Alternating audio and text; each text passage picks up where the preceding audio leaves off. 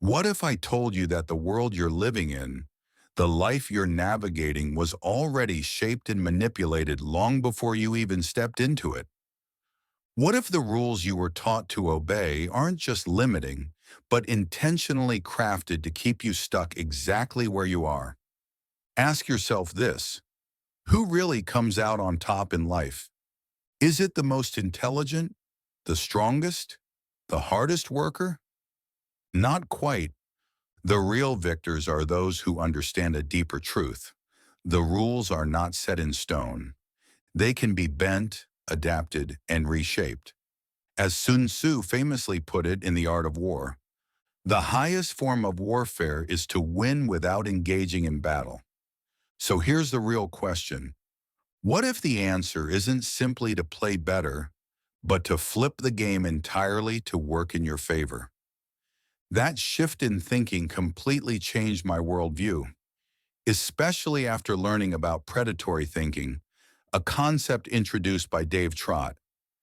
It's an approach that draws a clear line between the strategic minds and the average ones, between creators and followers. Picture this: you're locked inside a room. Most people would try to break the door down, force the walls to give way, or sit tight hoping someone comes to save them. But a predatory thinker sees a situation differently. He realizes the jailer already holds the key. All that's needed is to persuade him to unlock the door. This isn't some shallow pep talk. I'm not here to tell you to grind harder or to just believe in yourself. Instead, I want to show you how to alter the rules of the game entirely. Because ultimately, you face just two paths: keep playing by someone else's rules, or begin crafting your own. If you think the world operates on fairness, I hate to break it to you. That's just a convenient lie, a way to keep you on the board, while others move the pieces behind the curtain. Since the dawn of humanity, people have fallen into two categories: those who play by the rules and those who rewrite them. And if history has proven anything, it's that the true game changers never accepted the conditions they were handed. They transformed the entire game to suit their purpose. But what does that actually look like in real life? It means that while most people are busy trying to win within the structure as it is, the real strategists are already reshaping the structure itself. The idea that success can be earned by simply following the normal route. Studying hard, landing a good job, showing up early, and being patient is one of the biggest deceptions we've ever been sold. If that path was enough, why are there so many brilliant, hardworking, and well-meaning people trapped in unfulfilling, average lives? Because the real battle isn't fought at the level of effort. It's won at the level of strategic thinking. The philosopher Friedrich Nietzsche captured this with powerful clarity. He described how the dominant values in any culture aren't universal truths. They're designed by those in control. His idea of the Übermensch, or Overman, symbolizes the individual, who rejects the moral and social rules imposed by others, and instead creates his own. Most people remain stuck within what Nietzsche referred to as slave morality, blindly following inherited rules and behaviors, without asking whether those norms serve them at all. The problem is, those rules were crafted by people already in power to ensure everyone else remains obedient. Nietzsche argued that we shouldn't merely accept these systems. We should become the designers of our own lives, building our own values from the ground up, driven by a will to power, a will to create, not conform. You might be thinking, sure, but I'm not a philosopher. What does any of this have to do with me? The answer lies in how you handle challenges. Most people, when facing a problem, respond by pushing harder, putting in longer hours, doubling down on effort, doing more of the same tasks, all in the hope that this time the outcome will change. But the key isn't in doing more. It's in doing something different. The biggest mistake most people make is assuming that life operates on fairness and merit. In reality, it's driven by leverage and perception. Take a look around.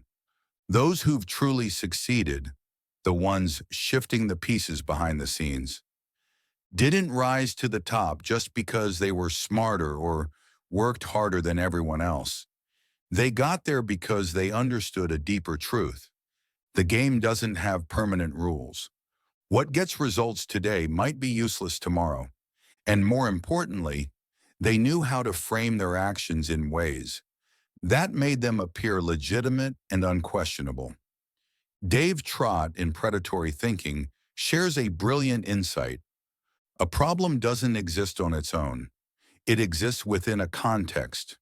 Shift the context and the problem vanishes.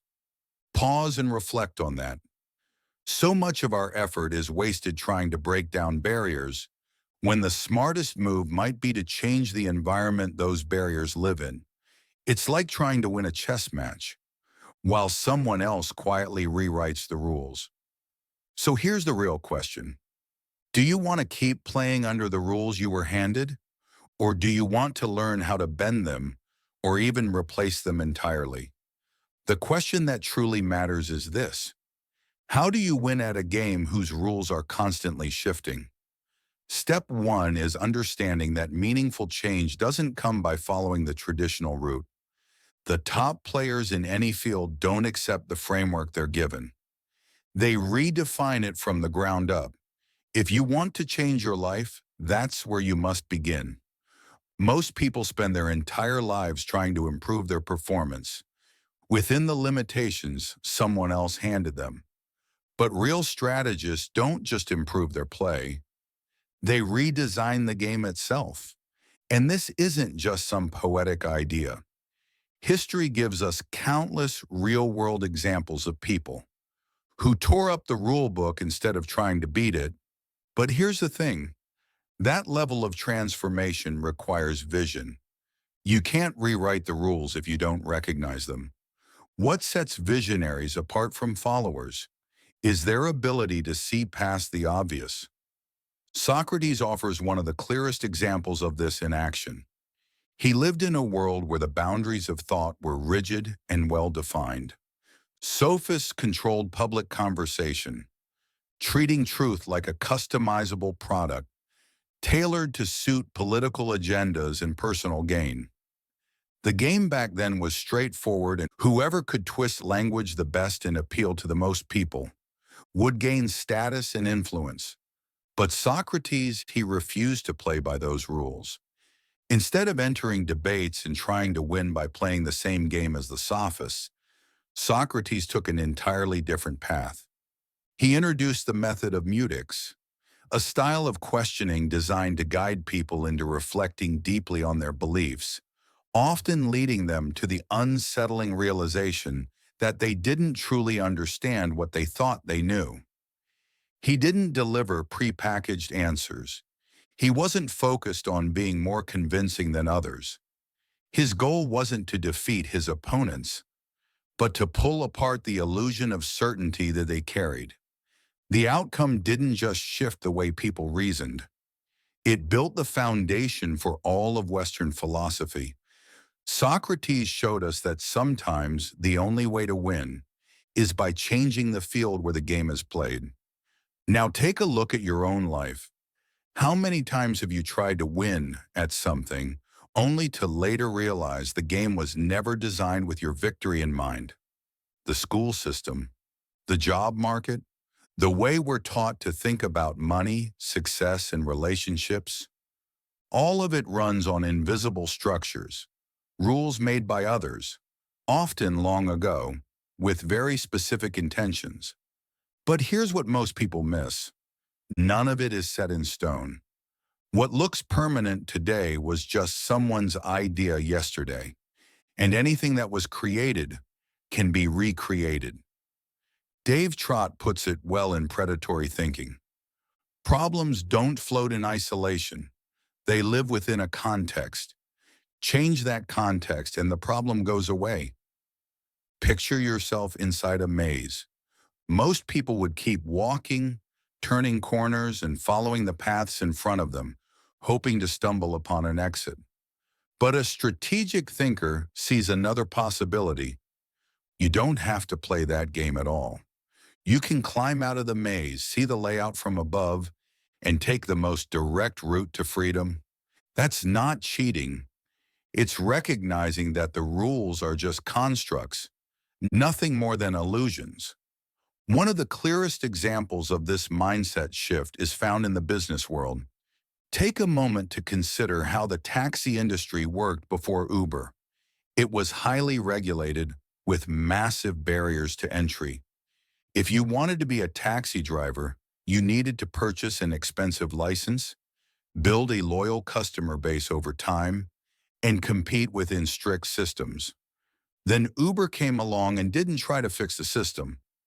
They ignored it completely. They created an entirely new framework where anyone could drive and make money without the traditional licensing process. They didn't just improve the old game, they made it obsolete. That's the kind of paradigm shift that reshapes the entire playing field. Here's the challenge most people face. They spend their whole lives trying to improve themselves. Within a system that was built to keep them boxed in, they work on becoming better employees, safer investors, more agreeable partners. But it's still the same game. True transformation only starts when you realize you don't have to play that way. If the whole crowd is sprinting in the same direction, stop and ask yourself, why am I running too? Who decided this was the right way? Most people never stop to reflect because they've been conditioned to follow, not question. But here's the truth. The power to change the rules has always been yours. The only thing standing in the way is the way you think. The world is packed with possibilities, but only those bold enough to question what's considered normal are able to recognize them. Those who never challenge the current system end up as just another cog in a machine they don't even fully grasp. But once this becomes clear, once you truly understand that things don't have to be the way they are, you experience a liberating realization you have the power to completely reshape the game to benefit you. Many people assume creativity is something exclusive, a special trait reserved for painters, authors, or brilliant inventors. But that belief is misguided. At its core, creativity is simply the ability to discover solutions in places where no one else even thought to look. Even more than that, it's your most valuable tool if you want to flip the game in your favor. Those who understand how to use creativity don't depend on strength, social clout, or wealth. They rely on vision, on spotting what others are blind to. Dave Trott in Predatory Thinking puts it powerfully. Ideas aren't born out of nowhere. They're forged in the chaos of taking action. Ownership of the world doesn't go to those with smart ideas. It goes to those bold enough to put them into motion. That said, being creative doesn't mean making reckless choices or betting everything on some risky move. It's about realizing that nothing is fixed and that with the right perspective, the game can shift at any time. All it takes is the bravery to think in unconventional ways. Stoicism, one of history's most grounded and applicable schools of thought, offers a key lesson about creativity. It's not the challenge itself that holds power. It's how you choose to respond to it. Take Epictetus, one of Stoicism's leading voices. He was born into slavery in circumstances most would see as a dead end, but he refused to let those limits define him. He turned his situation into a crucible of growth. His mind, his only true possession, became the tool he used to claim internal freedom. He didn't resist his fate with force, knowing that path would destroy him. Instead, he used philosophical insight to transform the very meaning of freedom. Though chained in body, his mind remained untouched.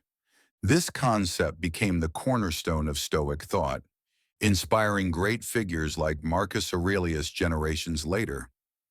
Now apply this idea to your own life. How often have you felt stuck in a problem and assumed the answer was simply to try harder? Instead of shifting how you were approaching it, most people treat obstacles like solid walls. They either try to smash through with sheer effort or surrender completely. But creative minds don't force their way through barriers. They locate hidden doors, climb above, or dig beneath. The secret isn't to work harder. It's to observe differently, to perceive what others don't. Dave Trott shares a compelling anecdote about a young creative eager to catch the attention of the CEO at a top advertising firm. Rather than taking the usual route, sending in a resume, or trying to land a meeting, he scattered brightly colored notes across the executive's office floor. Each note contained a cryptic and intriguing message. When the executive entered the room, he had no choice but to pause, notice the notes scattered on the ground, and follow their trail to the final message. There were no speeches, no pleading for attention. The candidate flipped the situation, forcing the game to be played by his own rules. And right there, he got the job. That's what ruthless creativity looks like. A lot of people think thinking outside the box means coming up with some flashy or revolutionary idea. But in truth, it's much more straightforward. Strategic creativity is about looking at the current set of rules and spotting the weak points hidden within them. It's about realizing that many of the so-called limitations holding us back aren't real. They're artificial boundaries, built by culture, systems, and often by our own beliefs. Another principle that Dave Trott emphasizes is that true sophistication lies in simplicity. We have a tendency to make things more complicated than they need to be.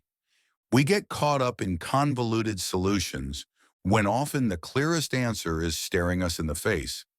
This brings to mind one of the most timeless lessons in design and communication. Less is more. In a world where most try to dazzle with complexity, those who can communicate with clarity end up being the most compelling. Here's the key insight. Creativity isn't some rare gift only a few are born with. It's a skill, like a muscle. And if you want to start changing the rules of the game to your advantage, you need to work that muscle regularly. The formula is simple. Stop viewing challenges the same way everyone else does. Brutal creativity is about questioning assumptions, turning logic on its head, and refusing to accept things just because that's how they've always been. And here's what's truly remarkable. The world is shaped by the people willing to challenge what's obvious. Most folks live on autopilot. They repeat the same behaviors, cling to the same beliefs, and make choices based on what society has labeled as normal. But here's the issue. Followers never lead. They're always one step behind, and those who blindly go along with the crowd end up as prey, while the ones who actually think set the rules of the game. If you want to flip the game in your favor, you have to let go of the prey mentality and adopt the mindset of a predator. But what exactly does that mean? Being a predator doesn't mean being ruthless or unethical. It means being independent, having vision, and the courage to go against the grain. The predator doesn't wait for directions. They don't buy into absolute truths. They don't quietly accept limitations. Instead, they study the landscape, analyze every angle, and figure out the smartest path to what they want. Often before anyone else even notices the opportunity was there. This mindset can be captured in one profound idea: strategic ignorance. Dave Trott explains how children often have a distinct advantage over adults because they haven't been conditioned to believe in limits. An adult sees a challenge and immediately starts listing all the reasons why it can't be done. But a child just asks, why not? That question might sound childish, but it holds the key to some of the most brilliant strategies in history. What keeps most people stuck isn't a lack of intelligence. It's knowing too much. They're so deeply aware of every obstacle, every risk, and every way things might fail that they become frozen by fear. Meanwhile, the predator mindset advances, not because it knows more, but because it hasn't been conditioned to fear the impossible. It disregards the limitations others accept as fact and turns them into leverage. Friedrich Nietzsche shared a vision closely aligned with this thinking. When he introduced the idea of the Übermensch, he believed that human beings must free themselves from the mental restrictions imposed by society and invent their own path through life. In this sense, the predator is someone who refuses to be defined by the standards the world tries to enforce. They choose their identity, their game, and the terms of their victory. So how do you bring this idea to life? The first move is to stop acting like everyone else. People stick to familiar patterns because they're easy, socially rewarded, and feel secure. But the paradox is that this comfort leads straight to a life of predictability and limits. If the crowd is all heading one way, ask yourself, is there another route no one's considering? If your industry follows the same outdated methods, and ask, is there a smarter, faster, or more creative way? And if the only explanation for doing something is, that's how it's always been done, then you've uncovered a perfect place to disrupt the system. Dave Trott tells a compelling story about how new police officers were trained in situational awareness. During one exercise, a stranger would walk into the room, interact briefly, and then leave. Later, the recruits were asked to describe this person. Almost no one could. The takeaway? People don't register what they're not prepared to notice. In other words, you could be standing in front of a golden opportunity, but you'll miss it completely if you're only looking where everyone else is focused. Thinking like a predator isn't just about originality. It's about having an entirely different view of the game. Where the prey sees a dead end, the predator sees an opening. Where the prey responds to problems, the predator anticipates them and positions themselves strategically. So winning becomes a matter of when, not if. Here's the crucial part. Predators don't wait for approval to succeed. They just move. While others wait for permission, a signal, or a thumbs up, the predator is already executing. And that, right there, is the defining difference between those who rewrite the rules and those who simply play by them. In the end, there are only two choices: change the game or let it play you. The unfortunate truth is that most people, by refusing to seize control of their own story, end up living under someone else's script. And the most tragic part?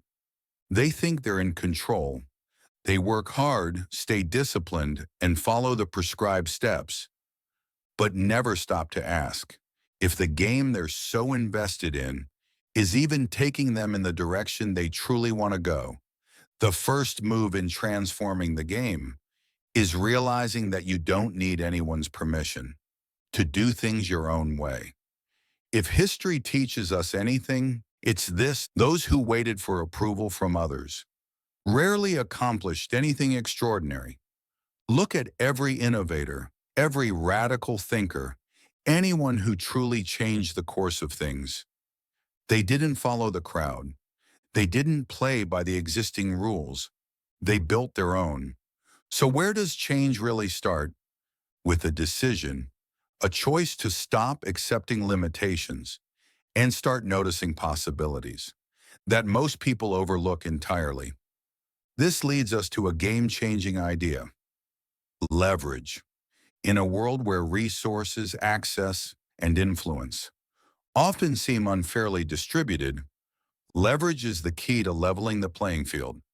You don't need a fortune to launch a movement or a network of powerful friends to make things happen. What you do need is the ability to spot leverage points, those subtle actions that produce exponential results. Dave Trott refers to this as finding the pressure point. It's the small move that sets off the biggest wave. Let's say you want to advance in your career. The conventional path says, work harder, study more, be more agreeable. But a strategic mind doesn't ask, how can I do more? It asks, what can I do better? What rare skill could make you irreplaceable? What single relationship could unlock multiple doors? What seemingly insignificant factor, if fully understood, could completely tilt the game in your favor? It's not about doing everything. It's about doing what matters most. Another core element of predatory thinking is understanding the world's unspoken rules. Most people operate in a straightforward, predictable fashion, but reality is far from linear. Trott shares a story from World War II. Pilot John Cunningham developed a technology that allowed planes to strike at night. But rather than disclose this breakthrough, the military pushed a false narrative that the pilots had excellent night vision, thanks to eating a lot of carrots. The lie was told so often, people accepted it as truth. It became one of the longest-standing myths of that era. Why? Because people don't necessarily believe what's true. They believe what makes sense to them. If you grasp this, you can reshape any narrative to your advantage. But the hardest lesson of all, the one most don't want to hear, is this: no one's coming to rescue you. If you're waiting to feel ready, for the timing to be perfect, for the right door to magically open, you've already lost ground. The game rewards creators, not those sitting on the sidelines. To create is to stumble, to face criticism, to fail and still move forward. And that's the trick. Where the average person sees failure as defeat, the true player sees it as guidance. Failure is not a stop sign. It's a map showing you a better route. So ask yourself, do you want to control the board or just be another piece moved by someone else? The world is crowded with people who spent their whole lives obediently following rules, only to wake up too late and realize they were playing a game rigged against them. But here's the hopeful part. None of this is set in stone. As Dave Trott puts it, the rules aren't carved in stone, they're drawn in sand, and sand can be reshaped. Now the choice is yours. Will you keep trying to get better at a game someone else designed? Or will you begin reshaping the rules so they actually work in your favor? I genuinely appreciate you sticking around until the end of this video. I know life often throws us into systems where it feels like we're just playing by instructions written by someone else. Trust me, I've lived that too. There was a time when I truly believed that success was only about working harder and staying committed. But then I had a realization that changed everything. The real challenge isn't about playing by the rules. It's about questioning why those rules exist in the first place. That shift in mindset rewrote the way I see life. And today, I'm grateful to share this path with you. If you've come this far, it's probably because something inside you already knows. There's another way to play this game. Sometimes all it takes is a new lens, a small change in how you look at things, to start shifting your entire reality. And if you're ready for what comes next, don't forget to hit that like button, leave a comment, and of course, subscribe to the channel. Now, no pressure, but if you don't turn on the notification bell, let's just say rewriting the rules might get a bit more complicated. And speaking of rewriting, The next videos I have for you will take this journey even deeper. One of them will stretch your mind in ways you won't expect, and the other, well, it might make you rethink everything you thought was true. What's coming next? That's for you to find out. Click on them, and let's keep reshaping this game together.